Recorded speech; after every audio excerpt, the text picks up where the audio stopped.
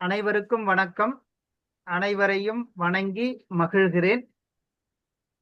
சென்னை செந்தமிழ் மன்றமும் அனைத்திந்திய சாதனை புத்தக நிறுவனமும் இணைந்து நடத்துகின்ற சீவக சிந்தாமணி. இந்த சீவக சிந்தாமணி உலக சாதனை முயற்சியாகவும் அதே நேரத்தில் ஒரு பன்னாட்டு கருத்தரங்கமாகவும் அரங்கேறி வருகிறது. இதை கடவுள் வாழ்த்தோடு தொடருவோம். நன்றி.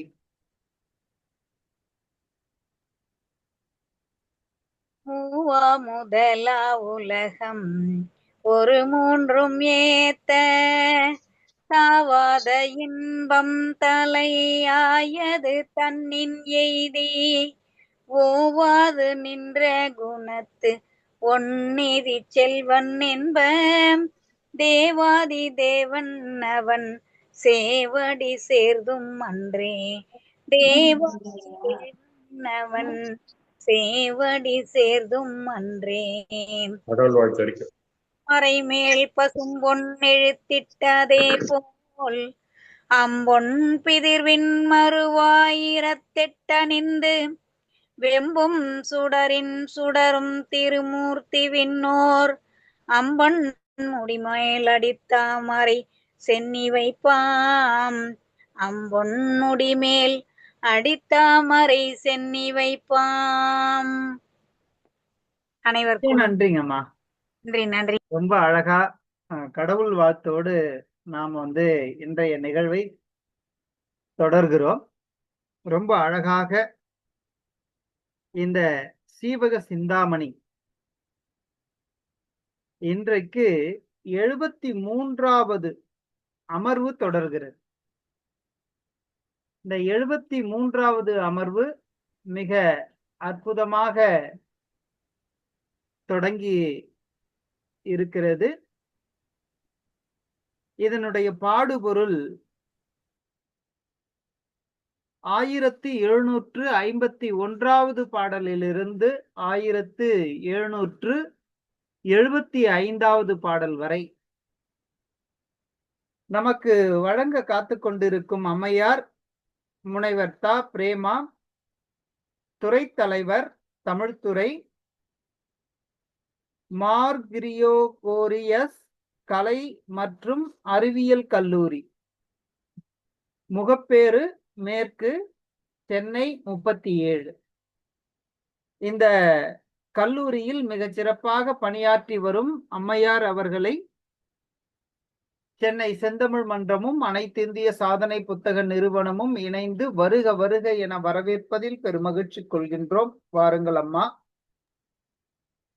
சான்றோர் பெருமக்களே, ரொம்ப அழகாக இந்த அமர்வு தொடர்கிறது. இந்த அமர்வானது சென்னை செந்தமிழ் மன்றத்திற்கு உரிய 304வது நிகழ்வாக அமைகிறது. இந்த 304வது அமைவை நாம் 304வது திருக்குறளை கொண்டு தொடங்குகிறோம். ரொம்ப அழகான செய்தியை கொடுக்கிறார். மனித வாழ்க்கையில் மிக முக்கியமான 2 செய்திகளை சொல்லுகிறார் திருவள்ளுவர். என்ன அது 2 அப்படின்னா, 1 சிரிப்பு இருக்கணும். சிரிப்பு எப்போ வரும்? மகிழ்ச்சி இருக்கணும். மகிழ்ச்சி இருந்தாதான் சிரிப்பு வரும். உண்மையான சிரிப்பை சொல்றேன். மற்றவர்களை ஏளனம் பண்ணி சிரிக்கிற சிரிப்பு இல்ல. இது உண்மையாகவே அகத்திலிருந்து எழுகின்ற ஒரு மகிழ்ச்சி. இந்த 2ம், சிரிப்பையும் அதே நேரத்தில் மகிழ்ச்சியையும் கொல்லக்கூடிய ஒன்று உண்டு. அந்த கொல்லக்கூடியது எது? இல்லை, இந்த 2க்கும் பகையானது எது? ரொம்ப அழகாக சொல்லுகிறார். அந்த 2க்குமே பகை ஒன்றுதான். அந்த ஒன்று வேற எதுவும் கிடையாது. என்னிடம் இருக்கின்ற சிரிப்புக்கும் என்னிடம் இருக்கின்ற மகிழ்ச்சிக்கும் பகையானது என்னிடம் இருக்கின்ற கோபம்தான் காரணம். இது 2மே அழிவதற்கு இந்த கோபம்தான் காரணம். அப்போ ஒருவருடைய மகிழ்ச்சியை தொலைப்பதும் ஒருவருடைய சிரிப்பை கொல்லுவதும் எதுவாக இருக்கும்னா அவரிடம் ஏற்படுகின்ற சினமாகவே இருக்கும். இதைத்தான் ரொம்ப அழகாக சொல்லுகிறார். நகையும் ஊவகையும் கொல்லும், நகையும் ஊவகையும் கொல்லும், சினத்தின் பகையும் உளவோ பிற. சினத்தை விட வேற ஏதாவது இருக்க முடியுமா அப்படின்னா நிச்சயம் இருக்க முடியாது. என்னிடம் இருக்கின்ற மகிழ்ச்சியையும் சிரிப்பையும் கொல்லக்கூடிய ஒரே ஒரு ஆயுதம் அது கோபமாக தான் இருக்க முடியும் என்று அற்புதமான செய்தியை நமக்கு திருவள்ளுவர் காட்டுகிறார். இப்படி இந்த 304வது திருக்குறள் வெகுளாமை என்னும் 31வது அதிகாரத்தில் இடம்பெற்றிருக்கிறது 4வது திருக்குறளாக. இந்த திருக்குறளை எல்லோரிடமும் பகிர்ந்து கொண்டதில் பெருமகிழ்ச்சி கொள்கின்றேன். சான்றோர் பெருமக்களே, நமக்கு இன்று ரொம்ப அழகாக 73வது அமர்வு தொடர்கிறது. இந்த 73வது அமர்வை பேராசிரியர் முனைவர் தா. பிரேமா அம்மையாரிடம் ஒப்புவித்து இடம் சாருகிறேன். நன்றி, வணக்கம்.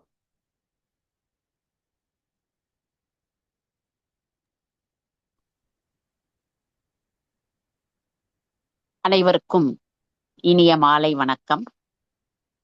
சென்னை செந்தமிழ் மன்றம் மற்றும் அனைத்திந்திய உலக சாதனை புத்தக நிறுவனம் இணைந்து நடத்தக்கூடிய இந்த இணைய வழி கருத்தரங்கம் கடந்த 36 நாட்களாக மிகச் சீரும் சிறப்புமாக நடைபெற்று வந்து கொண்டிருக்கிறது. ஐயாவிடம் நான் கேட்டபொழுது இன்றைய தினம் பேசுவதற்கு ஒப்புதல் அளித்தார். இன்றைய தினம் 73வது அமர்விலே நான் பேச இருக்கிறேன். எனக்கு ஒரு பெரு மகிழ்ச்சி. நான் பிறந்த வருடம் 73.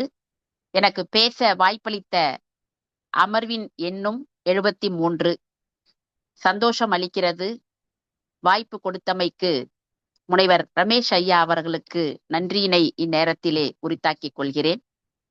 அம்மா, உங்க வீடியோ வரலம்மா.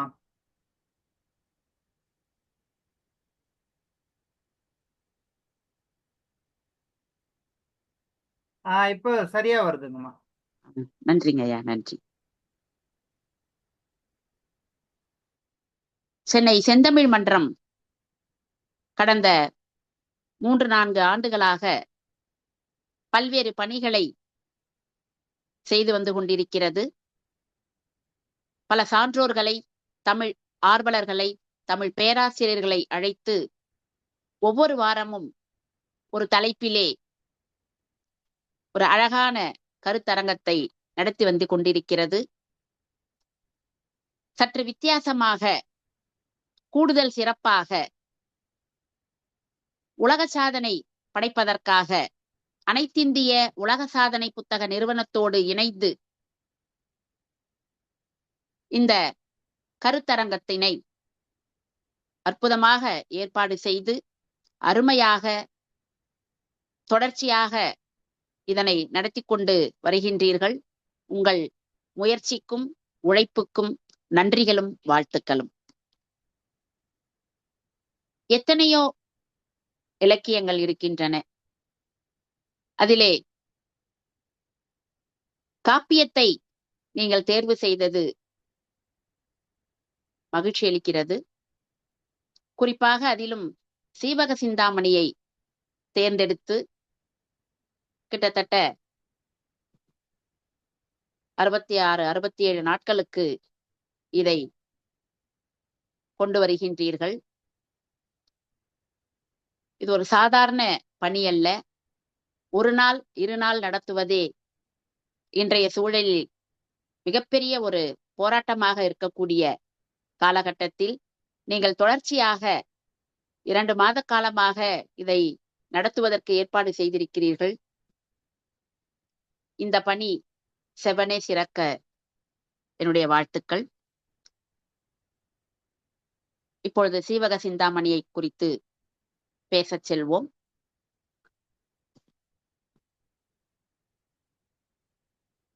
சங்க இலக்கியம், சங்க மருவிய இலக்கியம், பக்தி இலக்கியம், காப்பிய இலக்கியம், சிற்றிலக்கியம், ஐரோப்பியர் வருகையினால் வந்த தற்கால இலக்கியம் என்று செல்லக்கூடிய நம்முடைய இலக்கிய வரலாற்றிலே காப்பியத்திற்கு ஒரு சிறந்த இடம் உண்டு.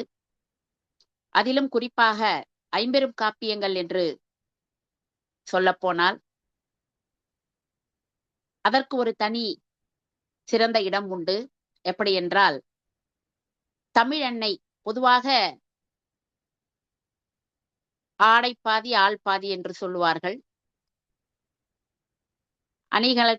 அணிகலன் அணிவது அழகை மேலும் மெருகூட்டச் செய்வது. அந்த வகையிலே தமிழன்னைக்கு பல இலக்கியங்கள் மெருகூட்டினாலும் இந்த ஐம்பெரும் காப்பியங்கள் தான் ஒவ்வொரு அணிகலனாக திகழ்ந்து மேலும் மெருகூட்டுகிறது. அவ்வகையிலே தமிழன்னையின் திருவடிகளில் சிலப்பதிகாரம் சிலம்பாக இருந்து அழகான ஓசையை எழுப்புகிறது. மணிமேகலை இடையில் அணியும் மேகலையாக விளங்கி மேலும் மெருகூட்டுகிறது. வளையாபதி கைகளில் பொழியும் வளையலாக அழகிய ஓசையை கொடுத்து மகிழ்விக்கிறது. குண்டலகேசி காதுகளில் ஒளி வீசும் குண்டலமாக திகழ்ந்து தமிழன்னைக்கு மேலும் அழகு சேர்க்கிறது. இறுதியாக இதற்கெல்லாம் கிரீடமாக தலையிலே சூட்டக்கூடிய ஒளிமணியாக இந்த சீவக சிந்தாமணி அமைந்திருக்கிறது. இப்படி ஐம்பெரும் காப்பியத்தை 5 அணிகலனாக தமிழன்னைக்கு சூட்டி தமிழ் புலவர்கள் அழகு செய்திருக்கிறார்கள். மற்ற இலக்கியங்களை விட பெரும் காப்பியத்திற்கு கூடுதல் சிறப்பொன்று உண்டு. தமிழ்நாட்டிற்கு திருவேங்கடம் போன்ற மலைகளால் ஏற்பட்ட சிறப்பை விட காவிரி போன்ற ஆறுகளால் உண்டான பெருமையை விட தஞ்சை பெரிய கோயில் போன்ற கலை செல்வங்களால் கிடைத்த மேன்மையை விட விளை பொருள்களாலும் கனிகளாலும் வாய்ந்த புகழை விட பெரும் காப்பியங்கள் படைத்த புலவர்களால் கிடைத்த சிறப்பே உயர்வானது என்ற ஒரு கூற்றும் இங்கே நிலவுகிறது. அவ்வகையிலே மற்ற இலக்கியங்களை விட இந்த பெரும் காப்பியங்களுக்கு, குறிப்பாக ஐம்பெரும் காப்பியத்திற்கு ஒரு கூடுதல் சிறப்பு இருக்கிறது. பெருங்காப்பியம் படைத்த புலவர்களை கூட பாரதியார் அற்புதமாக அழகான தன் வரிகளால் பாடியிருக்கிறார். கள்ளையும் தீயையும் சேர்த்து நல்ல காற்றையும் வானவெளியையும் சேர்த்து தெல்லு தமிழ் புலவோர்கள் பல தீஞ்சுவை காவியம் செய்து கொடுத்தார் என்று காப்பியம் படைத்த புலவர்களை மிக அழகாக போற்றுகின்றார். தெல்லுதமிழ் புலவர்கள் நமக்கு தமிழில் தந்துள்ள தீஞ்சுவை காவியங்கள் யாவும் மதுவைப் போல் மயக்குகின்றன, தீயைப் போல் சுடுகின்றன, காற்றைப் போல் உயிர்ப்பு தருகின்றன. இவற்றிற்கும் மேலாக எல்லையின்றி விரிந்து கிடக்கும் வானவெளியைப் போல் தோன்றி நமக்கு கற்பனை சிறகுகள் தந்து உயரப் பறக்கச் செய்கின்றன என்று பெருங்காப்பியம் படைத்த புலவர்களை மிக அழகாக போற்றுகின்றார் பாரதியார். சீவக சிந்தாமணி, சிலப்பதிகாரம், மணிமேகலை, வளையாபதி, குண்டலகேசி என்னும் ஐம்பெரும் காப்பியங்களுள் 3 காப்பியங்கள் மட்டுமே நமக்கு முழுமையாக கிடைத்திருக்கின்றன. சீவக சிந்தாமணி, சிலப்பதிகாரம், மணிமேகலை. இந்த சீவக சிந்தாமணி வாழ்க்கைக்கு தேவையான உறுதி பொருட்களை தரக்கூடிய, மனிதனை நெறிப்படுத்தக்கூடிய ஒரு ஒப்பற்ற நூலாக விளங்குகிறது என்று சொன்னால் அது மிக இல்லை. இந்த சீவக சிந்தாமணியை குறித்து பாரதிதாசன் மிக அற்புதமாக ஒரு கருத்தை வெளியிடுகிறார். சீவகன் போல் வீரத்தை காதல் தன்னை செப்புவதோர் நூல் உண்டோ, தமிழர் நாட்டின் பாவகன்ற இலக்கியத்தில் அரசு சிந்தாமணி என்று பகர்ந்திடுதல் மிகையே இல்லை. பாரதியார் ஐம்பெரும் காப்பியங்களை படைத்த புலவர்களை போற்றுகிறார். அதே போல பாவேந்தர் பாரதிதாசன் சீவக சிந்தாமணியை குறித்து மிக அழகாக தனக்கே உரித்தான வரிகளில் பெருமைப்படுத்தி கூறுகின்றார்.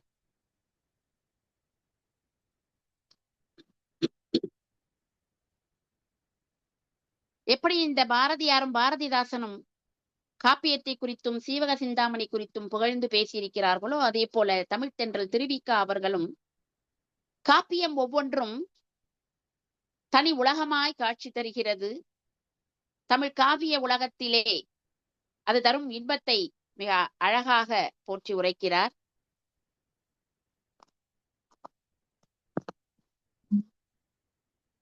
தமிழ் காவிய உலகில் எத்தனை மேகமண்டலம், எத்தனை ஏரிகள், எத்தனை வயல்கள், எத்தனை ஊர்கள், எத்தனை நகரங்கள், அடடா எத்தனை நாடுகள். உழவு ஒரு பால், வாணிபம் ஒரு பால், அரசு இன்னொரு பால், அறம் வேறொரு பால். யாண்டும் விருந்தோம்பல், யாண்டும் கொடை, யாங்கனும் விழா. நம் பெரும் காப்பியங்களில் உலகை காணலாம், உயிரை காணலாம், கடவுளை காணலாம்.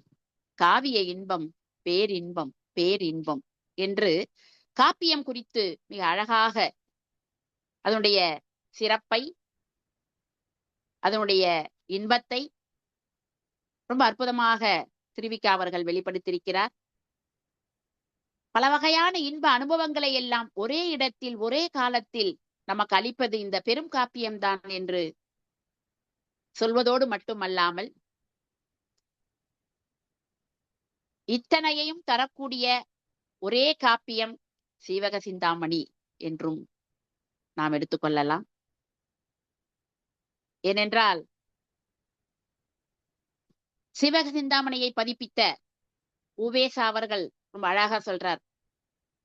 சீவக சிந்தாமணியை தேடி தேடி பல்வேறு இடங்களில் தங்கி அதை ஓலைச்சுவடியை கண்டெடுத்து அந்த ஏட்டுச்சுவடிகளை எல்லாம் திரட்டி இரவு பகலாய் தனியாய் அமர்ந்து அந்த காப்பியத்தை முழுவதுமாக படித்த பொழுது தனக்கு ஏற்பட்ட அனுபவத்தை உவேசா அவர்கள் சொல்கிறார்.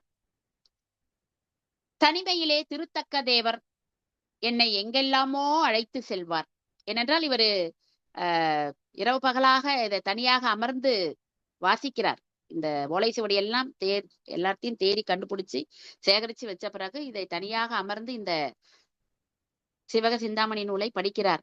இப்படி படிக்கும்பொழுது அவருக்கு ஏற்பட்ட அனுபவத்தை இப்படி கூறுகிறார். தனிமையிலே திருத்தக்க தேவர் என்னை எங்கெல்லாமோ அழைத்து செல்வார். காட்சிகளின் இடையே என் உடம்புதான் இரவில் தனியாக இருக்குமே அன்றி என் மனம் சிந்தாமணியின் பிரபஞ்சத்திலே பிரிந்த இடங்களையும் நீண்டகால நிகழ்ச்சிகளையும் அளவிட்டு இன்புறும் என்று தான் படிக்கும் பொழுது தனக்கு ஏற்பட்ட அந்த இன்பத்தை, பேரின்பத்தை என் சரித்திரம் என்ற நூலிலே மிக அழகாக எடுத்துரைக்கிறார். உண்மையிலேயே இதை முழுமையாக வாசிக்கும் பொழுது உவேசாவை போல நாமும் இன்புறுவோம். 25 பாடல்களை மட்டும் நாம் ஒவ்வொரு அமர்விலும் வைத்திருக்கிறோம். இதை கலந்து கொண்ட 100க்கும் மேற்பட்ட தமிழ் சான்றோர்கள், பேராசிரியர்கள் முழுமையாக இந்த காப்பியத்தை படித்து பார்த்தால் உவேசாவிற்கு ஏற்பட்ட அதே பேரின்பம் நமக்கும் கிடைக்கும். அந்த காலத்திற்கு நம்மை அழைத்து செல்வார் திருத்தக்க தேவரும். உண்மையிலேயே அப்படிப்பட்ட ஒரு பேரின்பத்தை கொடுக்கக்கூடிய நூல்தான் இந்த சீவக சிந்தாமணி. சீவக சிந்தாமணி என்னும் தொடரில் வரக்கூடிய சீவகன் என்பது காப்பிய தலைவன் பெயராகும். சிந்தாமணி என்பது தேவலோகத்தில் உள்ள ஒரு மணியை குறிக்கிறது. அது கற்பகத்தரு போன்றும் காமதேனு போன்றும் கேட்டவருக்கு கேட்பனவற்றை எல்லாம் தருகின்ற ஒரு இயல்புடையது. அதனால்தான் சீவகனுடைய கதையை கூறும் சிந்தாமணி போன்ற காப்பியம் என்ற பொருளே இதற்கு திருத்தக்க தேவர் சீவக சிந்தாமணி என்று பெயரிடுகிறார். மேலும் சிந்தாமணி என்ற பெயரை இந்த 3145 பாடலிலே ஒரு சில இடங்களில் அந்த சொல்லை பயன்படுத்துகிறார். விசையை தன் மகன் சீவகனை சிந்தாமணியே கிடத்தியால் என்று அவன் பிறந்த காலத்து சுடுகாட்டில் கூறி புலம்புகின்றாள். ஓம்படை செய்யுளில் சிந்தாமணியே ஓதி உணர்ந்தார் கேட்டார் என்ற தொடரும் இடம்பெறுகிறது. இறுதி பகுதியில் சிந்தாமணியின் சரிதம் சிதர்த்தேன் என்ற தொடர் வருகிறது. இப்படியாக இந்த சிந்தாமணி என்னும் இந்த சொல்லை திருத்தக்க தேவர் 3 இடங்களிலே பயன்படுத்தி இருக்கிறார். சீவக சிந்தாமணியில் மொத்தம் 3145 பாடல்கள் இடம்பெற்றிருக்கின்றன. 13 இலம்பகங்கள் கொண்டது. இலம்பகம் என்பதற்கு மாலை என்ற பொருளும் உண்டு. இதை அத்தியாயம் என்று கூட சொல்லலாம். அதாவது திருத்தக்க தேவர் உட்பிரிவிற்கு இலம்பகம் என்று பெயர் வைத்திருக்கிறார். முக்தி இலம்பகம் தவிர ஏனைய இலம்பகங்கள் மகளிர் பெயரையே பெற்றிருக்கின்றன. பெரும்பாலான இலம்பகங்களில் மன நிகழ்ச்சி கூறப்பட்டிருக்கிறது. சீவகன் என்மறை மணக்கின்ற நிகழ்ச்சி 8 இலம்பகங்களில் கூறப்பட்டிருக்கிறது. எனவே இக்காப்பியத்திற்கு மனநூல் என்ற ஒரு பெயரும் அமைந்திருக்கிறது. இதெல்லாம் அனைவருக்கும் தெரிந்த செய்திதான்.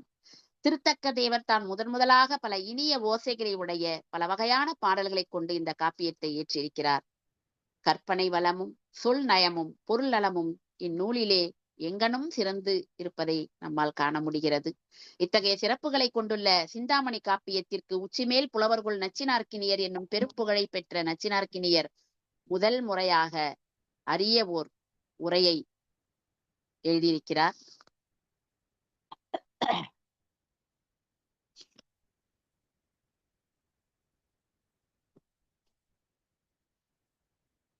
திருத்தக்க தேவரை குறித்து ஒரு சில வரிகளில் பார்த்துவிட்டு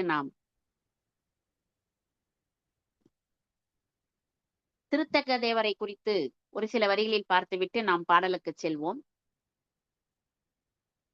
திருத்தக்க தேவர் வாழ்ந்த இடமும் காலமும் நமக்கு தெளிவாக தெரியவில்லை. அவருடைய காலம் கிபி 2ஆம் நூற்றாண்டிற்கும் 7ஆம் நூற்றாண்டிற்கும் இடைப்பட்ட காலமாக இருக்கலாம் என்று ஆய்வாளர்கள் கூறுகிறார்கள். சிலர் 10ஆம் நூற்றாண்டிற்கு முற்பகுதியாக இருக்கலாம் என்றும் கருதுகிறார்கள்.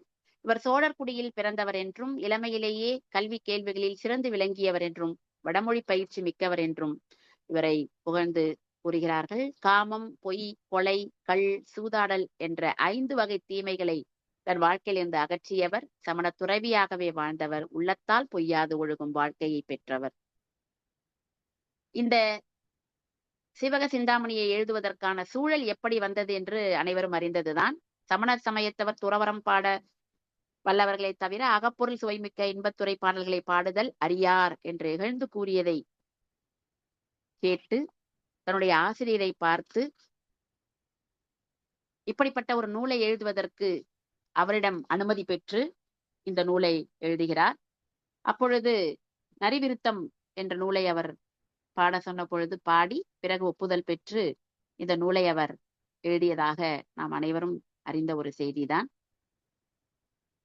அவரே ஒரு பாடலை எழுதி இதையே கடவுள் வாழ்த்தாக எடுத்துக்கொள் என்று சொன்ன பொழுது மீண்டும் இவர் ஒரு செய்யுளை ஏற்றி மூவா முதலாய் என்று தொடங்கும் பாடலை ஏற்றுகிறார். அதை பார்த்து அவருடைய ஆசிரியர் தான் எழுதிய பாடலை விட இது இன்னும் சிறப்பாக இருக்கிறது என்பதால் அதனையே முதல் பாடலாக வைத்துக் கொண்டு தான் எழுதி கொடுத்ததை 2வது பாடலாக வைத்துக் கொண்டு இந்த நூலை முடிக்க சொல்கிறார். உண்மையிலே இது ஆசிரியருடைய பெருந்தன்மையை காட்டுகிறது என்றே சொல்லலாம். இந்த பாடலை பாண்டியனுடைய அவைக்களத்திலே புலவர்கள் சூழ அரங்கேற்றம் செய்த பொழுது அங்க இருக்கக்கூடிய பல்வேறு புலவர்கள் காப்பியத்தினுடைய நடையையும் அழகையும் அமைப்பையும் ஒன்பான் சுவைகளையும் கண்டு வியந்து பாராட்டுகிறார்கள். ஆனால் எல்லா இடத்திலும் அழுக்காறு கொண்ட சிலர் இருப்பார்கள் அல்லவா? அப்படிப்பட்ட புலவர்கள் இவ்வளவு இன்ப சுவை மலிந்த பாடல்களை இவர் பாட வேண்டுமாயின் அதில் அவருக்கு நல்ல முன் அனுபவம் பெற்றிருக்க வேண்டும் என்று கூறுகிறார்கள். அதை கேட்டு மனம் பொறாத திருத்தக்க தேவர் கையிலே பெரு நெருப்பை ஏந்தி தமது அகத்தூய்மையை அனைவரும் அறிய செய்கிறார்.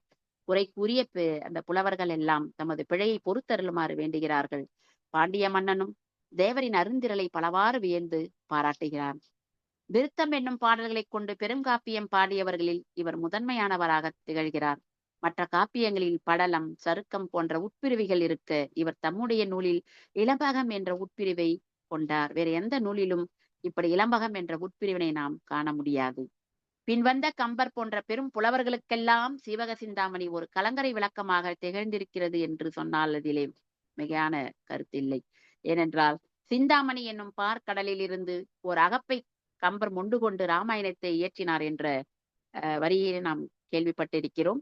அப்படி கம்பனுடைய புகழ் உலகமெங்கும் அறிவார்கள். அப்படிப்பட்ட கம்பரே சிந்தாமணி என்ற பார்க்கடலிலிருந்து ஒரு அகப்பையை மொண்டு கொண்டார் என்று சொல்லும் பொழுது இந்த சிந்தாமணியுடைய புகழையும் அதை இயற்றிய திருத்தக்க தேவனுடைய புகழையும் நம்மால் எத்தனை சொன்னாலும் இந்த சொல்லிலே அடங்காது என்று சொல்லலாம். சிந்தாமணியை முழுமையாக படித்த தற்கால கவிஞர் சுரதா அவர்கள் ரொம்ப அழகா ஒரு பாடல்ல புகழ்ந்து பாடியிருக்கிறாரு. முதலடியை தேனாக்கி அடுத்தடுத்து முளைக்கின்ற தொடரடியை அமுதமாக்கி விதவிதமாய் சந்தனயம் நட்புண்டாக்கி வியப்புமிகு ஓமைகளால் புதுமை தேக்கி பதமுடைய பாவினமாம் விருத்தமாக்கி 13 இளம்பகமாய் வகுத்து தூக்கி இதயம் அதை இறைவன்பால் பதிய வைத்தோன் இன்ப சிந்தாமணி நூல் இயற்றலானான். ரொம்ப அழகா சுரதா அவர்கள்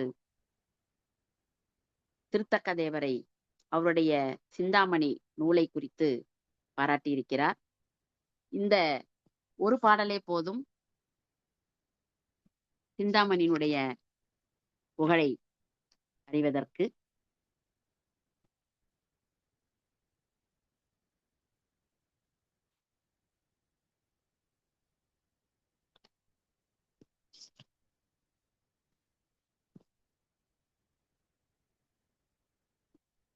சிந்தாமணியுடைய கதை சுருக்கம் அனைவரும் அறிந்ததுதான்.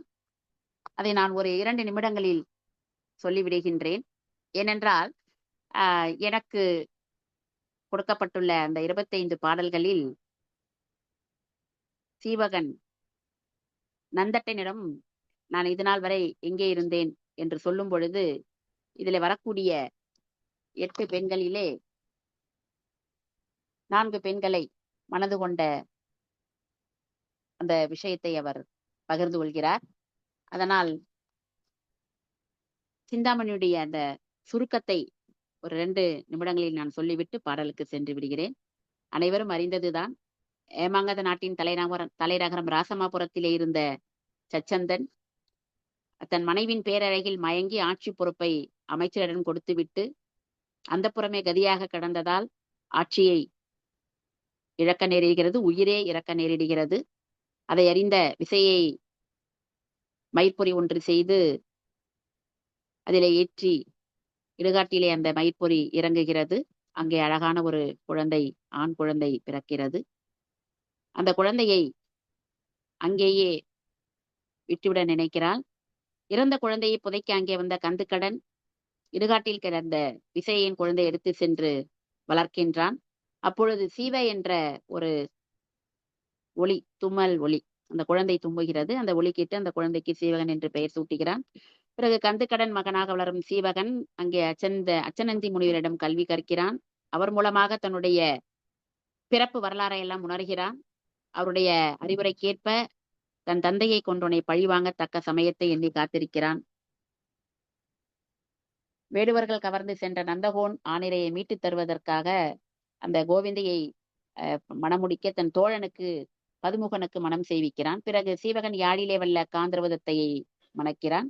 இசை போட்டியிலே வென்று அசனிவேகம் என்னும் பட்டத்து யானையிடம் சிக்கிய குணமாலையை காப்பாற்றுகிறான். அவன் கட்டழகில் மையல் கொண்டு அவளை திருமணம் செய்து கொண்டான். அடுத்து பல்லவ மன்னன் தளபதியின் மகள் பதுமையை அவளுக்குற்ற விடநோய் தீர்த்து வாழ்க்கை துணையாக்கிக் கொள்கிறான். பின்னர் தக்க நாட்டு வணிகன் சுபத்திரன் மகள் கேமசரியையும் மத்தியம நாட்டு மன்னன் மகள் கனகமாலியையும் மணக்கிறான். பிறகு தன் தாயை கண்டு பணிந்து அறிவுரைகளை பெறுகிறான். ராசமாபுரத்து வணிகன் மகள் விமலையையும் அவ்வூரிலேயே வாழ்ந்த ஆடவர் முகத்தை கண்ணெடுத்து பாரேன் என்று கன்னிமாடம் புகுந்திருந்த சுரமஞ்சரியையும் மாமன் கோவிந்தராசன் மகள் இலக்கணையையும் தன் அன்பு மனைவிகளாக்கி கொண்ட பின் கட்டியங்காரனை கொன்று ஆட்சி பொறுப்பை கைப்பற்றி உலகம் வியக்க ஆண்டு இறுதியில் வாழ்க்கை நிலையாமையை எண்ணி ஆட்சியை தன் மகன் சச்சந்தனுக்கு அளித்துவிட்டு தன் தேவியரோடு துறவரம் மேற்கொண்டான். இதுதான் சிவக சிந்தாமணியுடைய மிகச் சுருக்கமான செய்தி.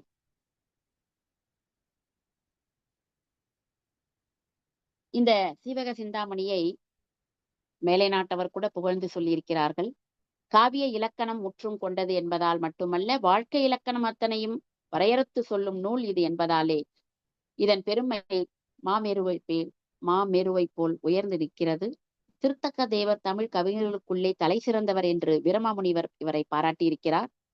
சிவக சிந்தாமணி செந்தமிழ் காப்பியங்களில் சிறந்தது மட்டுமல்ல, உலக மகா காப்பியங்களில் சிறந்தது என்று ஜி.யு. போப் அவர்களும் சிந்தாமணி தனக்கென தனி நடையுடைய உயர்ந்த இலக்கிய நூல் என்று சூலியேன் வென்சோன் என்ற பிரெஞ்சு மொழி பேராசிரியரும் சீவக சிந்தாமணியின் சிறப்பை போற்றி புகழ்ந்திருக்கிறார்கள். இப்படிப்பட்ட சீரும் சிறப்பும் வாய்ந்த இந்த சிந்தாமணி நூலிலே ஒரு 25 பாடல்களை பற்றி தங்களோடு பகிர்ந்து கொள்வதிலே பெருமகிழ்ச்சி கொள்கிறேன்.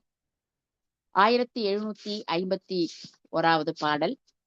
இதற்கு முன்பு பேசியவர்கள் இந்த கனகமாலையர் இளம்பகத்திலே நந்தட்டன் வந்து சீவகனை தேடி எங்கெங்கோ சென்று பிறகு காந்தரோத்தத்தை பார்த்து காந்தரோத்தத்தை மூலமாக சீவகன் இருக்கும் இடத்தை அறிந்து கொண்டு சீவகனை வந்து சந்தித்து சீவகனிடம் எப்படி உங்களை கண்டுபிடித்தேன் என்றாலும் சொல்லிவிட்டு சீவகன் வந்து நான் இல்லாத பொழுது தோழர்கள்லாம் எப்படி இருந்தார்கள் என்று அவரிடம் கேட்டு அறிந்து கொள்கிறார். அப்பொழுது நந்தட்டன் எல்லாவற்றையும் சொல்லி முடித்துவிட்டு சீவகனிடம், ஐயனே, இனி நீர் இங்கு வந்த முறையை கூறுக என்று பணிக்க சீவகன் அப்பொழுது நடந்ததை கூற தொடங்குகிறார். அது 1748வது பாடலிலிருந்து தொடங்குகிறது. நேற்றே பேசிய பேராசிரியர் அந்த 3 பாடல்களிலே சீவகன் நடந்ததை சொன்ன செய்தியை பகிர்ந்திருப்பார்கள். நான் 1751வது பாடலிலிருந்து தொடங்குகிறேன்.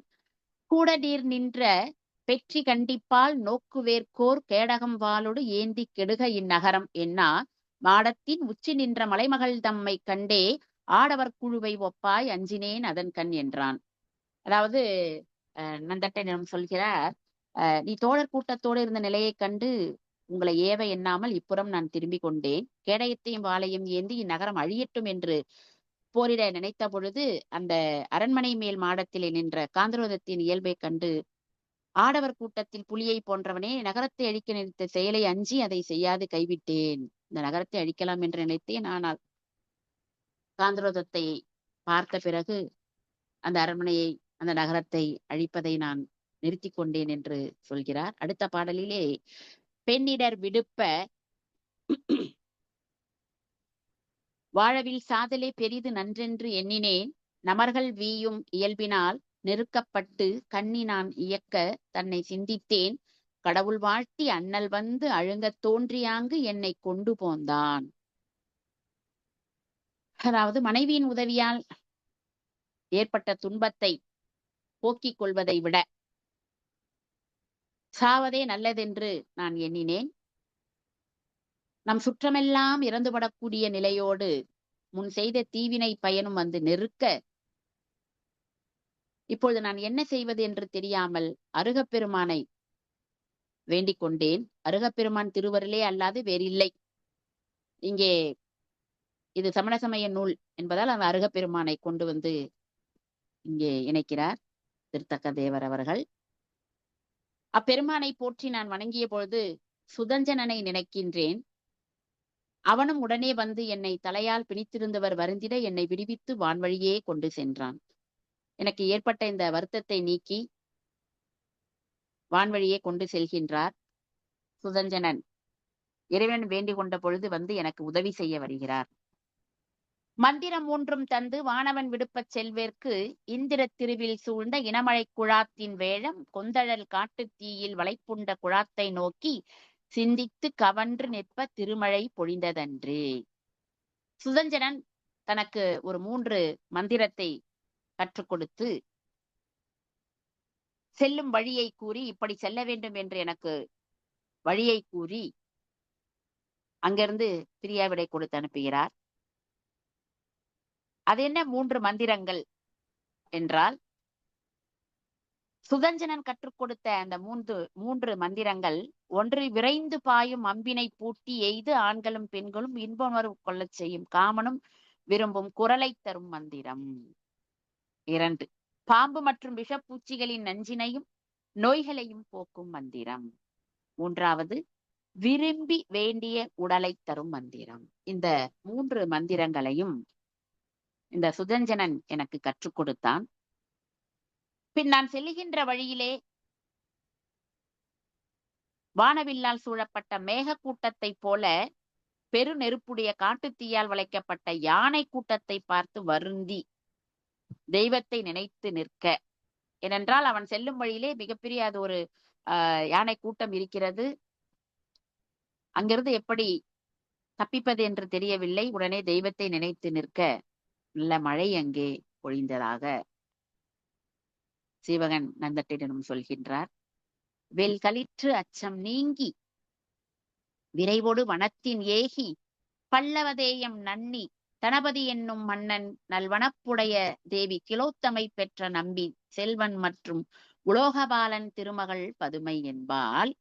அப்படியே அடுத்த பாடலையும் சேர்த்து வாசித்து விடுகிறேன். அறிவுரல் கோழி நாமத்து அரவு அவள் கடித்ததாக திருவிழை அவளை தீர்த்தேன் திருவிலோ நண்பு வேண்டி பொருகலி யானை மன்னன் புனையிழை அவளை தந்தான் இருமதி கழிந்த பின்றை இடையிறா பொழுதில் போந்தேன். சோ இந்த யானை கூட்டமாக இருந்ததை பார்த்து வருந்தி அச்சப்பட்டு ஒரு வழியாக இந்த பயத்தை போக்கி விரைவாக நான் அந்த காட்டை கடந்து பல்லவ நாட்டை அடைந்து விட்டேன். என்னதான் ஒரு பெரு வீரராக இருந்தாலும் யானை கூட்டத்தோடு அவ்வளவு எளிதாக போரிட்டு விட முடியாதல்லவா. எப்படியோ தெய்வத்தை நினைத்து வணங்கி மிக விரைவாக இந்த காட்டிலிருந்து தப்பித்து நாட்டை வந்து அடைந்தேன், பல்லவ நாட்டை. அந்த நாட்டு அரசனின் பெயர் தனபதி, அவனுடைய மனைவி கிலோத்தமை, அவர்களுடைய மகன் உலோகபாலன், அவருடைய மகள் பதுமை. சிலம்பினது குரலை உடைய கோழிப்பாம்பு அப்பதுமையை கடித்துவிட, ஏற்கனவே இவருக்கு பாம்பு மற்றும் விஷப்பூச்சிகளினுடைய நஞ்சினையும் நோய்களையும் போக்கும் மந்திரம் கற்றிருக்கிறான் அல்லவா சுதஞ்சனன் மூலமாக. அதனால் இங்கே இந்த பதுமையை கோழிப்பாம்பு கடிக்க திருமகளும் விரும்பும் அழகுடைய அந்த நங்கைக்கு அந்த நஞ்சானது உடல் முழுவதும் பரவி விடுகிறது. அந்த நஞ்சை நான் போக்கினேன். நஞ்சு பரவி விட்டால் அடுத்தது இறப்பு தானே. உடனடியாக அந்த நஞ்சினை போக்கி அவள் உயிர் பிழைக்க வைத்தேன். போர் யானைகளை உடைய அந்த மன்னன் என்னுடைய நீங்காத நட்பை பெற விரும்பினான். ஏனென்றால் விஷம் கடித்து இறந்து போகக்கூடிய தருவாயில் இருக்கக்கூடிய அவளுடைய மகளை காப்பாற்றியதால் என்னுடைய நட்பை பெற விரும்பி அழகிய அணிகலன்களை அணிந்து இருக்கக்கூடிய தன் மகளை எனக்கு திருமணம் செய்து கொடுத்தான். நானும் இருமதி கழிந்த பின்றை 2 திங்கள் பதுமையோடு 2 மாதங்கள் அங்கே தங்கியிருந்து அவளோடு வாழ்ந்திருந்து பின் நள்ளிரவில் அவளை பிரிந்து சென்றேன். பகலிலே பிரிந்து சென்று வர முடியாதல்லவா, ஆதலினால் நள்ளிரவிலே பிரிந்து வந்து விட்டேன் என்று சீவகன் பதுமையை எவ்வாறு எந்த சூழலிலே திருமணம் செய்ததாக இங்கே எடுத்துரைக்கிறார். 1756வது பாடல்.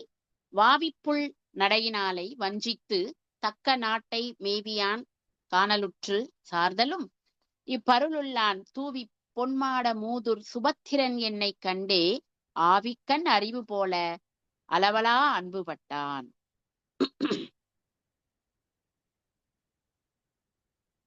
பதுமையை ஏமாற்றி, அதாவது பதுமையை ரொம்ப அழகா வர்ணித்து சீவகன் இந்த இடத்துல சொல்றாரு. பொய்கையில் வாழும் பெண் அன்னம் போன்ற மென் நடையினை உடையவள். நம்ம நலவெண்பால பாத்தீங்கன்னா அந்த அண்ணன் நடையை அன்னமே தமயந்தியினுடைய நடையழகை பார்த்து மயங்கி அவளுடைய நடையழகை பார்த்து தானும் கற்றுக்கொள்வதற்காக அங்கே இருந்ததாக சொல்லப்படும். அப்படிப்பட்ட ஒரு அழகான அன்னப்பறவையினுடைய நடையை போல உடையவள் இந்த பதுமை. அவ்வளவு மென்மையானவள், தன்மையானவள். அவளை ஏமாற்றி விட்டு, இந்த வார்த்தையை அப்படியே அவரை போடுறார், வஞ்சித்து ஏமாற்றி விட்டுத்தான் வந்திருக்கிறார்.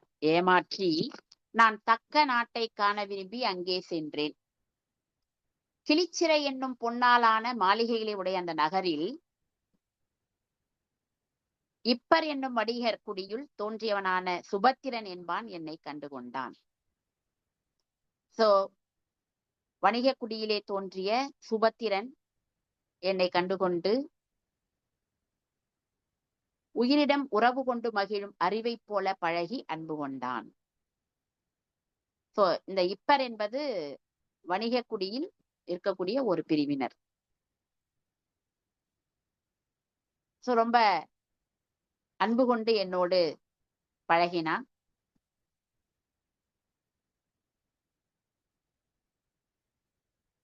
கண்ணமை தேரின் ஏறி அவனுடையான் இருந்து போகி விண்ணுயர் செம்பொன் மாடத்து இழிந்து அவன் விளங்க புக்கேன் வெண்ணிலா முத்தம் சூழ்ந்த வெம்முளை தடங்க நாளை மண்ணெலாம் செல்ல நின்ற மகிழ்ச்சியின் மகிழ்ந்து தந்தான்.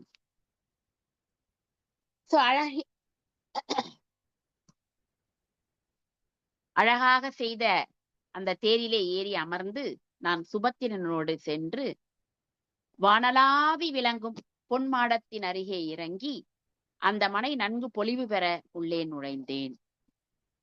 அதாவது வானளவுக்கு உயர்ந்து நிற்கக்கூடிய பொன்மாடம். அங்கே இறங்கி அந்த மனையானது நன்கு அழகு பெறும்படியாக நான் உள்ளே நுழைந்தேன். அங்கே வெண்ணிலாவை போன்று முத்துக்கள் கோர்த்த மாலைகள் புரளும் விரும்பத்தக்க முளைகளையும் அகன்ற கண்களையும் உடைய கேமசிரியை பார்த்தேன். ரொம்ப அழகா வெண்ணிலாவை போன்று முத்துக்கள் கோர்ந்த மாலை. சோ முத்துக்களை வெண்ணிலாவிற்கு ஓமைப்படுத்துகிறார் ஆசிரியர். அழகான அந்த முத்து மாலையை அணிந்திருக்கக்கூடிய அகன்ற கண்களை உடைய கேமசரியை அசுபத்திரன் எனக்கு மனம் செய்து கொடுத்தான். எப்படி மகிழ்ந்து உலகெல்லாம் ஆட்சி புரியும் ஒப்பற்ற மகிழ்ச்சி பெற்றவன் போல. ஒரு நாட்டை அல்ல, உலகத்தையே ஆட்சி புரிந்தால் எவ்வளவு ஒரு மனிதன் மகிழ்ச்சியாக இருப்பானோ, உலகமே அவன் காலடியில் இருந்தால் அவன் எப்படி மகிழ்ச்சியாக இருப்பானோ, அப்படிப்பட்ட மகிழ்ச்சி பெற்று சுபத்திரன் கேமசரியை தனக்கு திருமணம் செய்து கொடுத்தான். அவ்வளவு மகிழ்ச்சி சுபத்திரனுக்கு நான் கேமசரியை மணந்தது. அவ்வழி 2 திங்கள் கழிந்த பின் அவளின் நீங்கி இவ்வழி நாடு காண்பான் வருதலும் இறைவன் கண்டே செவ்வழி பாடராகி சிலை தொழில் சிறுவர் கற்ப மைவிழி நெடுங்கனாலை தந்தனல் மதலை என்றான். எப்படி பதுமை என்ற பெண்ணை திருமணம் செய்து 2 திங்கள் 2 மாதம் அங்கே இருந்து வந்தானோ, அதே போல இங்கேயும் 2 மாதங்கள் கேமசரியோடு வாழ்கிறான். பின் அவளை விட்டு நீங்கி நாடுகளை பார்க்க வேண்டும் என்ற விருப்பத்தால் நான் இந்த வழியாக வந்தேன். ஒவ்வொரு நாடாக சுற்றி பார்ப்பது சீவகனுக்கு பழக்கமாக இருந்திருக்கிறது போலும். அதனால்தான் நாடுகளை பார்க்க வேண்டும் என்ற விருப்பத்தால் நான் இவ்வழியே வந்தேன். பதுமையை விடுத்து அடுத்தது கேமசரியை விடுத்து இப்பொழுது இந்த நாட்டிற்கு வந்திருக்கிறேன். இந்த நாட்டினுடைய அரசன் தடமித்தன் என்னை கேட்டுக்கொண்டபடி அவன் மக்கள் 4 நல்வழிப்பட வேண்டி வில் தொழில் கற்பிக்க அந்த மன்னன் கேட்டுக்கொள்கிறான். என்னுடைய 4 மக்களுக்கும் வில்வித்தை கற்பிக்க வேண்டும். அதனால் மன்னன் மகிழ்ந்து தனது மகளாகிய மையுண்ட நெடுங்கண்களை உடைய கனகமாலையை எனக்கு மனம் குடித்து கொடுத்தான். சோ ஒரு இடத்திலே பாம்பு விஷம் கடித்து, கோழிப்பாம்பு விஷம் கடித்து இறக்கின்ற தருவாயில் இருந்த பதுமையை காப்பாற்றியதால் பதுமையின் தந்தை சீவகனுக்கு மனம் முடித்து கொடுத்தார். நந்தட்டனுக்கு சீவகனை மிகவும் பிடித்து விடவே கேமசரியை திருமணம் செய்து கொடுத்தார். இங்கே அரசனுடைய மக்களுக்கு 4 மக்களுக்கு வில் தொழிலை கற்பித்துக் கொடுத்ததால் அரசன் மகிழ்ந்து தன்னுடைய மகளை மையுண்ட நெடும் கண்களை உடைய கனகமாலையை அங்க கேமசரியை பற்றி சொல்லும் பொழுது அகன்ற கண்களை உடைய, இங்கே கனகமாலையை பற்றி சொல்லும் பொழுது நெடும் கண்களை உடைய கனகமாலையை எனக்கு மனம் முடித்து கொடுத்தான் என்று சீவகன் கூறுகிறான்.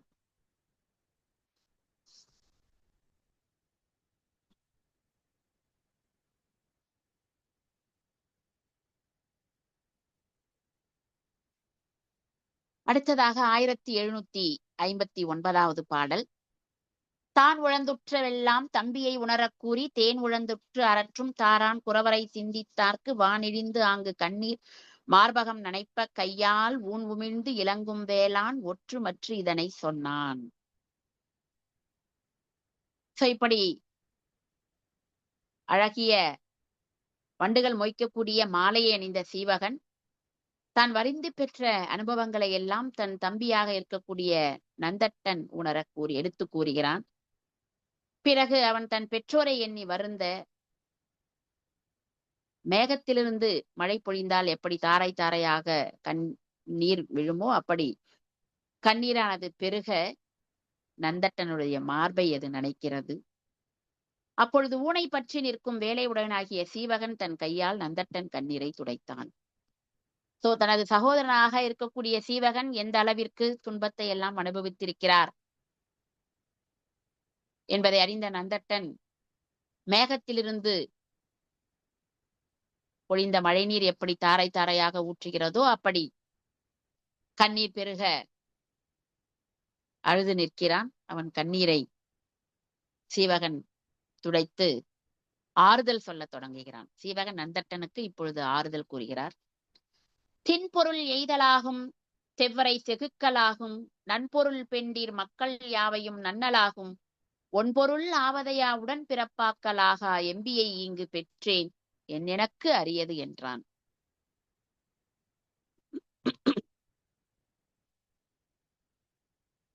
அசைவற்ற செல்வத்தை தேடிக்கொள்ள முடியும். அதாவது அசையும் சொத்து அசையா சொத்து என்று சொல்கிறோம் அல்லவா, அப்படி அசைவற்ற அசையாத சொத்துக்கள் எவ்வளவு வேண்டுமானாலும் நாம் தேடிக்கொள்ள முடியும். அது எளிது, அது ஒன்றும் சிறப்பல்ல. அப்படி அந்த செல்வத்தை பெறுவதால் ஒன்றும் சிறப்பல்ல. அது அரியதும் கிடையாது. அது ஒன்றும் அவ்வளவு பெரிய அரிதான விஷயமும் கிடையாது, கஷ்டமான விஷயமும் கிடையாது. பகைவரை வெல்ல இயலும், பகைவரை கூட வென்று விடலாம், போரிலே தோற்கச் செய்து வெற்றி பெற்று விடலாம். நட்பையும் மனைவியையும் மக்களையும் மற்ற பொருள்களையும் அடைய முடியும். நட்பு பெறுவது ஒன்றும் பெரிய விஷயம் அல்ல. நண்பர்களை பெற்றுவிடலாம், மனைவியை பெற்றுவிடலாம், மக்களை பெற்றுவிடலாம், மற்ற எந்த பொருளாக இருந்தாலும் நம்மால் அடைந்துவிட முடியும். பொதுவாக நாம் சொல்வது எல்லா உறவுகளையும் விட நட்பு மிக பெரிது. நம்ம நட்பு குறித்து வள்ளுவர் நட்பு தீநட்பு கூடா நட்பு நட்பராய்தல் என்று நிறைய அதிகாரமே சொல்லியிருக்கிறார். நட்புக்கு அவ்வளவு முக்கியத்துவம் கொடுத்திருக்கிறார். எல்லா உறவுடைய நண்பன் தான் மிகச்சிறந்த ஒரு உயர்ந்த உறவு அப்படிலாம் சொல்லி நம்ம நிறைய திரைப்படங்கள்ல பார்த்திருக்கிறோம், நிஜத்துல கேள்விப்படுறோம். ஆனா இங்கே திருத்தக்க தேவர் சற்று வித்தியாசமாக நட்பை கூட எளிதாக பெற்றுவிடலாம், மக்கள் எளிதாக பெற்றுவிடலாம், மனைவி எளிதாக பெற்றுவிடலாம், மற்ற எந்த பொருளாக இருந்தாலும் எளிதாக பெற்றுவிடலாம். ஆனால் உண்டாக்கி கொள்ள முடியாத ஒரு சிறந்த பொருள் உடன்பிறப்பு. பொருள் ஆவதையா அதை கூட பெற்றுலாம், உடன்பிறப்பு ஆக்கலாகா. இந்த உடன்பிறப்பு அப்படின்றது உண்டாக்கி கொள்ள முடியாத ஒரு சிறந்த பொருள். அசையும் சொத்து அசையா சொத்தை கூட நாம் எளிதில் பெற்று விடலாம், பகைவரை கூட போரில் வென்று விடலாம். ஆனால் உடன்பிறப்பை அவ்வளவு எளிதாக உண்டாக்கி கொள்ள முடியாது. அப்படிப்பட்ட உடன்பிறப்பாக இங்கு நான் உன்னை பெற்றுவிட்டேன், இனி எனக்கு அரியது என்பது எதுவும் இல்லை என்று ஆறுதல் கூறுகிறான். இது இப்படி ஒரு புறம் இருக்க, நந்தட்டன் சீவகனை காணாது வருந்தி காந்தரோதத்தை பார்த்து அவங்கள சந்திச்சு அவர்கள் மூலமாக சீவகன் இருக்கும் இடத்தை அறிந்து சீவகனை பார்த்து சீவகன் இல்லாததால் தான் அடைந்த துயரத்தை அவர் சொல்ல, பிறகு சீவகன் அவர் நடந்ததை எடுத்து சொல்ல, நந்தட்டன் அதையெல்லாம் கேட்டு வருந்த, சீவகன் மிக அழகாக நந்தட்டனுக்கு ஆறுதல் சொல்ல, இப்படி ஒரு புறமாக 1751 பாடலிருந்து 60வது பாடல் வரைக்கும் நம்ம பார்த்துட்டோம். இப்போ சீவகனுடைய தோழர்கள் பதுமுகன் முதலான 4 பேர் இருக்காங்க. இந்த 4 பேரும் நீண்ட நாட்களாக சீவகனை காணாமல் எங்க போய் தேடுறது, என்ன தேடுறது, ஆளுக்கு ஒரு பக்கமா போய் தேடுவோமா, இப்படி எல்லாம் யோசனை பண்ணி தேடிக்கொண்டிருக்கிறார்கள். இப்பொழுது அவர்கள் காந்தரோதத்தை தேடி செல்கிறார்கள். அந்த அம்மையாரை பார்த்தால் நமக்கு சீவகன் இருக்கும் இடம் கண்டிப்பாக தெரிய வரும் என்று நம்பி காந்தரோதத்தை காண செல்கிறார்கள். தேனில் பாலென செல்வன் தம்பியோடு ஆணையம் பல கழிய ஆயிடை வேனில் குன்றன தோழர் வெந்து மெய் ஊனின் நைகின்றார் செய்வது உண்ணினார். இப்ப சீவகன் தம்பியாகிய நந்தட்டனோடு தேனோடு பால் கலந்தது போல, பாலும் சுவையானது, தேனும் இனிமையானது, இது ரெண்டும் கலந்து பருகும் பொழுது எவ்வளவு சுவையாக இனிமையாக மகிழ்வாக இருக்குமோ அது போல சீவகனும் நந்தட்டனும் பல நாட்கள் இன்பத்தோடு கழிக்கிறார்கள். இவ்வாறு கழிக்க அங்க ராசமாபுரத்தில் கோடை வெயிலில் கொதிக்கின்ற மலை போல பதுமுகன் முதலான தோழர்கள் மனம் கொதித்து ஊன் உருக மெலிந்து அடுத்தது என்ன செய்யறது அப்படின்னு யோசனை பண்ணிட்டு இருக்காங்க. இவங்க 2 பேரும் மகிழ்ச்சியா இருக்கிறாங்க. சீவகனும் நந்தட்டனும் ஒருத்தரை சந்திச்சுட்டாங்க. அதனால அவங்க 2 பேரும் ரொம்ப சந்தோஷமா இருக்கிறாங்க. ஆனா பதுமுகனும் அவரோட சேர்ந்த 4வரும் சீவகனை காணாமல் எங்கே இருக்கிறார் என்பது தெரியாமல் ரொம்ப வருத்தத்தோடு என்ன செய்யறது, எங்க போய் தேடுவது இனி அப்படின்னு சொல்லி ஆராய்ச்சி செய்து கொண்டிருக்கிறார்கள். 1762வது பாடல். நாடு மின்கினி நாங்கள் செய்வதென்று ஈடினால் இருந்து எண்ணி 4வரும் ஆடு மங்கை எம்சாயில் தத்தைமை வாடல் ஒன்றில் வஞ்சமாங்கொலோ. 4 பேரும் வருத்தத்தோடு இனி என்ன செய்யலாம், அடுத்தது என்ன செய்யறது அப்படின்னு எல்லாரும் ஒண்ணு கூடி யோசிக்கிறாங்க. ஆடும் மயிலை போன்ற சாயலுடைய காந்தரவதத்தை உடல் மெலியவில்லை, ஆதலால் சீவகன் அவளுடன் மறைந்து வாழ்கிறானோ. ஏன்னா உண்மையிலே சீவகன் எங்க இருக்கிறான்னு தெரியல அப்படின்னு சொன்னா கண்டிப்பா உடல் மெலிந்து ஊன் உண்ணாது உறக்கம் கொள்ளாது ரொம்ப கவலையோட இருப்பாங்க. ஆனா காந்தரோதத்தை உடல் மெலியல, அப்ப கண்டிப்பா சீவகன் இருக்கும் இடம் அவங்களுக்கு தெரியும். சீவகன் அவளோட மறைந்துதான் வாழ்கிறான் என்பதை இவர்கள் எண்ணிக்கொண்டு அவளை பார்க்கலாம் என்று செல்கிறார்கள். கள்ளம் உண்டெனில் காண்டு நாம் என மெல்ல எய்தினார் வினவக் கூறினால் வள்ளற்கு உற்றதும் மறைந்த வண்ணமும் வெள்ளி வெண்மலை வேந்தன் பாவையே. சீவகன் ஒரு கால் காந்தரோதத்தையோடு மறைந்து வாழ்வது உண்மை என்றால் நாம எப்படியாவது போய் காந்தரோதத்தையை பார்த்து கண்டுபிடிச்சிடணும். சீவனை பற்றி போய் கேட்கிறாங்க. வெள்ளிமலை மன்னன் கலுழவேகனின் மகளாகிய அந்நங்கையும் சீவகனுக்கு நேர்ந்ததையும் அவன் இப்பொழுது மறைந்து வாழ்கின்ற இடத்தையும் எடுத்து கூறுகிறாள். இப்ப சீவகன் எங்க இருக்கிறான் அப்படின்னு சொல்லி அந்த அம்மா சொல்லியாச்சு. தோழர்களுக்கு ரொம்ப சந்தோஷம். மற்றவள் சொல கேட்ட மைந்தர்கள் இற்ற தம்முயிர் இயல்பில் பேர்த்தவன் பெற்ற மாந்தரில் பெரிது மெய்குளிர்ந்து அற்றம் இன்மையின் அவலம் நீங்கினர். ஆஹா, இப்போ சீவன் இருக்கணும் நம்மளுக்கு தெரிஞ்சாச்சு. இழந்த உயிரை மீண்டும் பெற்று மகிழும் மக்களை போல இவங்களை ரொம்ப சந்தோஷம். உயிரை மீண்டும் பெற்றால் எப்படி மகிழ்ச்சியாக இருக்குமோ அப்படிப்பட்ட ஒரு சந்தோஷம். கண்டிப்பா காந்தரோதத்தை கூறியது உண்மையாத்தான் இருக்கும். அப்ப சீவகன் இருப்பது உண்மை என்பதை அவர்கள் தெரிந்து கொள்கிறார்கள். திருவின் சாயல் தன் சீரடி சிலம்பு உருவ குஞ்சுவாயுறுத்தி ஒய்யென உருகும் உள்ளத்தின் உடம்பு வீங்கினார் பருகு காதலில் பாடி ஆடினார். காந்தரோதத்தை சிற்றடியிலே சிலம்புகளை தம் அழகிய முடியில்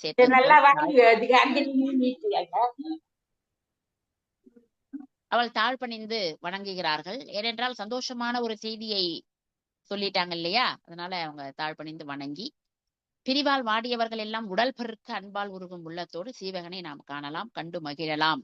நம்ம போய் சீவகனை பார்க்க போறோம், இன்னும் கொஞ்ச நாள்ல நம்ம பார்த்து மகிழ்ச்சி அடைய போறோம் அப்படின்னு சொல்லி எல்லாம் பாடி ஆட தொடங்குகிறாங்க.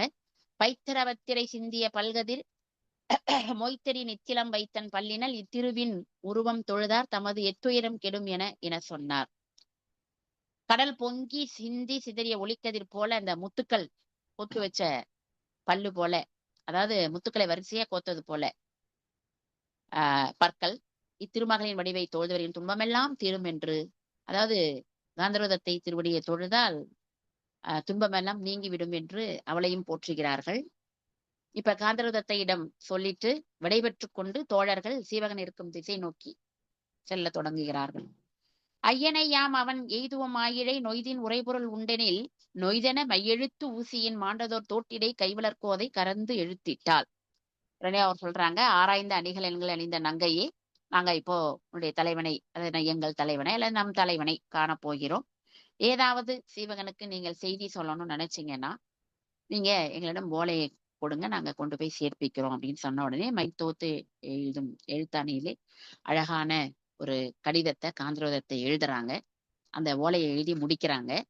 ஆங்கு உருக்கு ஓர் அரக்கு இட்டதன் மிமிசை பூங்குழலால் பொறி ஒற்றுப நீட்ட தேங்குழலால் தொழுதால் திசை செல்க என பாங்கர் அங்கு படற்கு உற்றன நன்றி. அழகிய தேன் பொருந்திய கூந்தலை உடைய, அதாவது அந்த ஃப்ரெஷ்ஷா பூ அணிஞ்சா அதுல தேன் இருக்கும் இல்லையா, அந்த தேன் பொருந்திய கூந்தலை உடைய காந்தரோதத்தை அந்த ஓலையை நல்லா அரக்கு போட்டு ஒட்டி தன்னுடைய கூந்தலால் முத்திரையிட்டு, நம்ம சீல் எந்த நிறுவனத்திலிருந்து சீல் குத்துறோமோ அந்த நிறுவனத்தினுடைய முத்திரையை குத்துவோம், இவங்க தன்னோட கூந்தலால் முத்திரையிட்டு, ரொம்ப அழகான ஒரு செய்தி இது.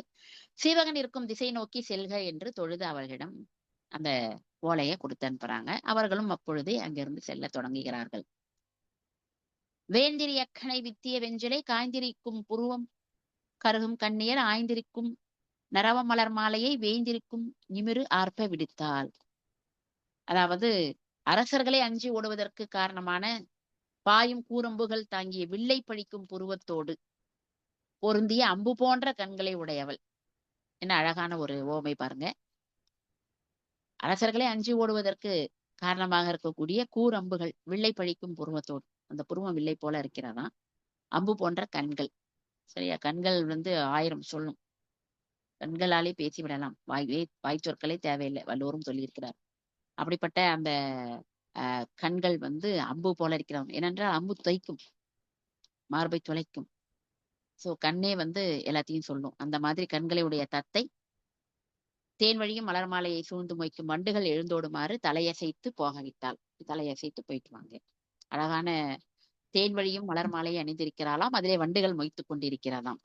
1770வது பாடல். அலங்கு வெண்மதி ஐப்பசி அடைய பகலின் நிலம் கொண்டு ஓங்கின நிரம்பிய புகர் சுழியுடைய உளம்பி முன்னிரு தாள்களும் உமிழ்வன போல்வ விலங்கு பாய்வன விடுகனை விளக்கும் களிமா. அழகா குதிரையை இப்ப ரெடி பண்றாங்க. அடுத்த 3 பாடல்கள்ல குதிரையுடைய சிறப்பு சொல்லப்படுகிறது. மேலே பாய வரும் அம்பை பின்னே வரும்படி செய்து முன்னே விரைந்து செல்லும் தன்மையுடைய குதிரைகள். அதாவது வெளியிலிருந்து அம்பு புறப்பட்டு வேகமா போகும், அதை விட வேகமா செல்லக்கூடியதாம் அந்த குதிரைகள். பௌர்ணமி அஸ்வினி நட்சத்திரத்தோடு அந்த நாளிலே உலகிலே பிறந்து வளர்வன அந்த குதிரைகள். நிறைந்த புள்ளிகளையும் சுழிகளையும் கொண்டது. முழக்கமிட்டு செல்லும் முன்னிரு கால்களும் வெளித்தோன்ற குறுக்கே பாய்ந்தன. சோ இது இந்த பாடல்ல இந்த குதிரையுடைய சிறப்பு சொல்லப்படுகிறது. அடுத்த வர பாடல்லையும் குதிரையுடைய சிறப்பு சொல்லப்படுகிறது. அல்லரு சேரரு மணல் புனல் அறுவரைப்படினும் உள்ளம் போல் செல்வ உரநசை வில்லன அமருள் கொல்லி மண்டிலம் போல் கொடி படர்ந்திடும் வெள்ளி மால்வரை தாழ்வதின் மேல் பட பிறந்த பெரிய வெள்ளிமலை சாரல்ல சிறப்புற பிறந்த அந்த குதிரைகள் மலைச்சாரல்ல பிறந்திருக்கிறது. அந்த குதிரைகள் சேத்துல போதான், நொய் நொய்யா இருக்கிற மணல்ல போதான், நீர்ல போதான், மலையில போதான். சோ எங்க போனாலும் அந்த குதிரை எந்த இடத்திற்கும் செல்கிறதாம். தன் மீது ஏறிய வீரரின் உள்ளம் போல செல்லக்கூடியது. வீரரின் உள்ளம் போல எங்க போகணும்னு அவர் நினைக்கிறாரோ அது அழகா அங்க போகுமா. வலிமை குன்றாதது, அவ்வளவு ஆற்றல் உடையது. போர்க்களத்தில் கொல்லிவட்டத்தை போல இடையறாமல் சுற்றி திரிவது. சோ அடுத்த பாடல்லையும் குதிரையை பற்றி சிறப்பித்து கூறியிருக்கிறார். 1772வது பாடல். ஈரை நூற்றினை 20 முரணிய தொகைய வீரர் எறின விலங்கொலி பக்கரை அமைந்த தாரும் புட்டிலும் அரற்றுவ சாமரை அணிந்த ஒருங்கூடின மல்லரும் ஒளிந்து எழுந்தனரே. 20,000 வந்து சேர்ந்த குதிரைகள், 20,000 குதிரைகள். சேனம் பூட்டப்படுகிறது, வீரரால் சேனம் பூட்டப்படுகிறது. கிண்கிணி மாலை செச்சையும் மணிய அந்த ஒலிக்கிற மணிய பூட்டுறாங்க. தாமரை அணிய பெறுகிறது. பதுமுகனும் அவனுடைய தோழர்களும் வீரர்களும் எல்லாரும் இப்ப அந்த குதிரையில ஏறி செல்ல போறாங்க. இந்த கடந்த 3 பாடல்களும் 1770, 71, 72 ஆகிய 3 பாடல்களும் சீவகனை காண செல்கின்ற பதுமுகன் முதலிய தோழர்கள் செல்லக்கூடிய குதிரைகளின் சிறப்புகளை எடுத்துரைத்திருக்கிறார். வடித்த போத்தொடு வன்செலல் அத்திரி கடுத்த ஒட்டகம் கார்ச்செல்ல யாவையும் நொடிப்பின் மாத்திரை நூற்றுவில் ஏகுவ எடுத்த பண்டம் ஏந்துரன் என்பவை. அதாவது இந்த குதிரைகள் மட்டும் அங்க போல. நம்ம கேள்விப்பட்டிருக்கிறோம் யானைப்படை, தேர்ப்படை, காலாட்படை அப்படின்னு சொல்லி நம்ம 4 வகையான படைகள் எல்லாம் நம்ம கேள்விப்பட்டிருக்கோம். அதுதான் போருக்கு போகும் அப்படின்னு சொல்லிட்டு. இங்க வந்து இந்த குதிரையோடு இங்க போருக்கு செல்லல, சிவகனை தான் பார்க்க போறாங்க. அப்படி போகும் பொழுது அந்த குதிரைகள் மட்டுமல்ல, திருத்தமுற விளங்கும் எருது செல்கிறதாம், கோவேரி கழுதை செல்கிறதாம், விரைந்து செல்லும் ஒட்டகம் நடந்து நம்ம பார்த்திருக்கிறோம். ஆசிரியர் ரொம்ப அழகா சொல்றாரு, விரைந்து செல்லும் ஒட்டகம். மற்றும் கால்களால் எவையெல்லாம் செல்லுமோ, அதுவும் நொடி பொழுதில் 100 விற்கடை செல்வனவாய் பொருள்களை மனம் பொருந்த சுமந்து செல்கின்றன. காலால என்னென்ன விலங்குகள்லாம் நடக்குமோ எல்லாமே அவங்க பின்னாடி போகுது. அடுத்து 1774வது பாடல். ஞாலம் விற்பன பைங்கிலி நன்னிறத்து 6 மா பவள குளம் பார்த்தன காலின் நொய்யன கண்வெளவு காட்சிய 4 பண்ணினர் 4வரும் ஏறினர். அதாவது இந்த பதுமுகனுடைய தோழர்கள் 4 பேர் இருக்கிறாங்க இல்லையா, அந்த 4 பேரும் 4 குதிரையில கொண்டு வந்து நிறுத்துறாங்க அந்த வீரர்கள். அது எப்படின்னா உலகையே விலை பேசக்கூடிய குதிரையாம். பச்சை கிளியினுடைய நிறத்தை போல இருக்கிறதாம். இதெல்லாம் கொஞ்சம் வித்தியாசமா இருக்கு. என்ன வேகமா செல்லக்கூடிய ஒட்டகம், பச்சை கிளி போல இருக்கிற குதிரை அப்படின்னு சொல்லிட்டு. அப்புறம் ஒலிக்கும் பவளம் போன்ற பெரிய குழம்புகள், அந்த காலில் குழம்பு இருக்கும் இல்லையா, அந்த குழம்புகளை உடைய குதிரை. காற்றை விட வேகமாக செல்லக்கூடிய குதிரை. 3 பாடலுக்கு முன்பு பார்த்தோம் வில்லிலிருந்து செல்லக்கூடிய அம்பை விட வேகமாக செல்லக்கூடிய குதிரை என்று பார்த்தோம். இங்கே காற்றை விட வேகமாக செல்லக்கூடியது, கண்ணை கவரும் தோற்றத்தை உடையது. குதிரை ரொம்ப அழகா இருக்குது, சரிங்களா? ரொம்ப அழகா இருக்குது, வேகமா போகக்கூடியது, பச்சைக்கிளி போல இருக்கிறது. சோ இப்படி அந்த குதிரையுடைய சிறப்பை இன்னும் இங்க கூடுதலாக தருகிறார். இந்த 4 பேரும் பதுமுகன் முதலான தோழர்கள் 4 பேரும் இந்த அழகான வேகமா செல்லக்கூடிய இந்த குதிரையில ஏறி போறாங்க. இறுதியான பாடல் 1775வது பாடல். நாளும் புல்லும் நயத்தகு நன்னிலை கோலும் போரையும் கொண்ட நிமித்தமும் ஆளும் மாந்தரின் ஆய்ந்து கொண்டு ஆயிரைத்தாளின் ஊக்குபு சாத்தோடு எழுத்தவை. ரொம்ப அழகா சொல்லி முடிக்கிறாரு. இவங்க வந்து சீவகனை பாக்குறதுக்கு காந்தரத்தின் கேட்டுட்டு உடனே அப்படியே கிளம்பி போல ஒரு நல்ல நாளை பார்த்திருக்காங்க. பறவைகளுடைய சகுனத்தை கேட்டிருக்கிறாங்க. அப்புறம் கிரகங்கள் எல்லாம் கரெக்டா இருக்குதா, இன்னைக்கு போனா நம்ம அவரை பார்க்க முடியுமா அப்படின்னு கிரக நிலையை பார்த்திருக்கிறாங்க. ஓரை, நம்ம கேலண்டர் பின்னாடி பார்ப்போம், அந்த ஓரை அப்படின்னு இருக்கும். சோ நல்ல அந்த ஓரை டைம் நல்லா இருக்கா அப்படின்னு சொல்லி பார்த்திருக்காங்க. பிற நிமித்தங்களை எல்லாம் கொண்டொழுகும் மக்களை போல பதுமுகன் முதலானோர் கண்டறிந்து செல்ல முற்பட்டனர். ஒரு நல்ல நாளிலே சீவகனை காண இவங்க எல்லாம் நேரம் நிமித்தம் காலம் எல்லாம் பார்த்து கிளம்புறாங்க அங்கிருந்து. அவர்களுடன் செல்லும் காலால் செல்லும் எருது போன்றவை போகின்ற வணிகர் கூட்டத்துடன் கலந்து சென்றன. சோ காலால் செல்லக்கூடிய விலங்குகளும் வணிகர் கூட்டத்தோடு சேர்ந்து இப்பொழுது இவர்கள் சீவகனை காண செல்கிறார்கள். அடுத்து இன்னும் ஒரு 3 பாடல் தான். அவங்க வந்து எப்படி போனாங்க, கடல் அணைய படையாரவத்தோடு புறப்பட்டு போறாங்க. அப்புறம் வந்து அங்க போற வழியில வந்து நெல்கதிர்கள் எப்படி இருக்கிறது, முல்லை மலர்கள் எப்படி தேனை சொரிந்து கொண்டு இருக்கிறது, நாரை அன்னம் இதெல்லாம் எப்படி ஒலி எழுப்புகின்றன, அப்புறம் ஆந்தை தன்னுடைய துணையோடு வாழக்கூடியது, அப்புறம் மிளகு கொடி வந்து குலைகளோட இருக்கிறது. ஸோ இந்த மாதிரி முரம் போல கரிய காலும் நீண்ட தும்பிக்கையும் உடைய யானைகளே கலங்கும்படி இவர்கள் படைகள் சிவகனை காண சென்றதாக அடுத்த வரக்கூடிய, மன்னிக்கவும் 3 பாடல்களுடைய கருத்தையும் நான் ஓரிரு வரிகளில் சொல்லி முடித்து விட்டேன். ஏனென்றால் இவர்கள் சிவன் இருக்கக்கூடிய அந்த தவப்பள்ளியை சென்று அடைகிறார்கள். இதுதான் இந்த 25 பாடல்கள்ல சொல்லக்கூடிய விடயங்களாக இருந்திருக்கின்றன. அனைவரும் இதுவரை பொறுமையாக கேட்டமைக்கு நன்றி. 5 நிமிடம் தாமதமாக எடுத்துக்கொண்டேன், மன்னிக்கவும்.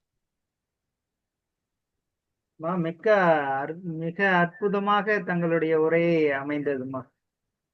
நல்ல அறிமுகத்தோடு ஒவ்வொரு கவிஞரும் எப்படி சீவக சிந்தாமணியை பார்த்திருக்கிறார்கள் அப்படின்ற அற்புதமான செய்திய எடுத்துக்காட்டி ரொம்ப அற்புதமா சொல்லியிருக்கிறீங்கம்மா. மிக்க மகிழ்ச்சி.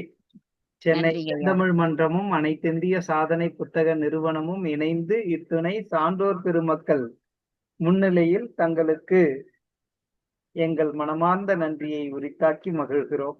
மிக்க நன்றிங்கம்மா. நன்றிங்க ஐயா. ரொம்ப அற்புதமான செய்தி. ஐயா ரொம்ப சுருக்கமா இல்லைங்க, அதிகம் டைம் எடுக்க மாட்டோம். மிக்க நன்றிங்க ஐயா. இந்த பேராசிரியருக்கு முன்னால நம்ம ஒண்ணுமே பேச முடியாது. அவங்களுடைய பார்த்தீங்கன்னா பொழுதுக்குனே போனா ஒன்னொரு பேசவங்களுக்கு டைம் கிடைக்காது. மிகவும் நன்றிங்க அம்மா. மிக அழகாக படித்து சொன்னீர்கள். மிக சிறந்த பேராசிரியர் தமிழ்துறை தலைவி அவர்கள். அதனால் சரி, ஒன்னே ஒண்ணு சொல்ல வந்தேன். பாத்தீங்கன்னா 1756 இந்த காலத்துல பாத்தீங்கன்னா நம்முடைய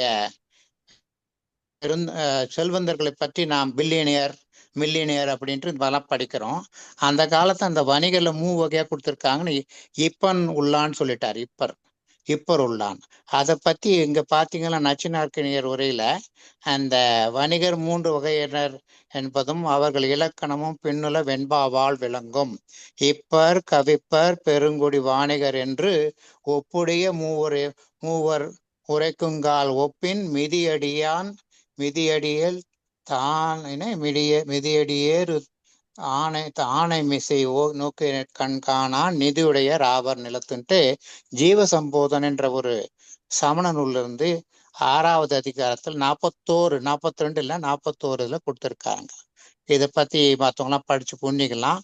அதாவது என்னன்னா, பொண்ணு பெத்து பெரிய அந்த பொண்ணை குவியில போட்டுட்டீங்கன்னா 2 பக்கம் பெரிய யானை மேல நின்று கொடையை வச்சு அது மேல 2 பேரும் ஒருத்தருக்கு ஒருத்தர் பார்க்க முடியாதார் அவங்க இப்பர் என்று சொல்லப்படுவர் என்றும், அதே போல எருது மேல இருந்தா அது மேல அடுத்து ஒருத்தர் காலிலே இருந்து கூடையது. இது மாதிரி 3 வகையான வணிகளுடைய அந்த பெரும் வணிகர்களை பற்றி சொல்றாரு. இதை நம்ம சிலப்பதிகாரத்துல கூட கோவலனை பற்றி கூட நாம் படித்து பார்த்திருக்கிறோம். இப்பர் என்பவர் மிகவும் பெரிய வணிகர்கள், செல்வந்தர்கள் என்று நாம் தெரிந்து கொள்கின்றோம். வேற எதுவும் சொல்ல வேண்டியது இல்லைங்க. மிக்க நன்றிங்க. நன்றிங்க ஐயா.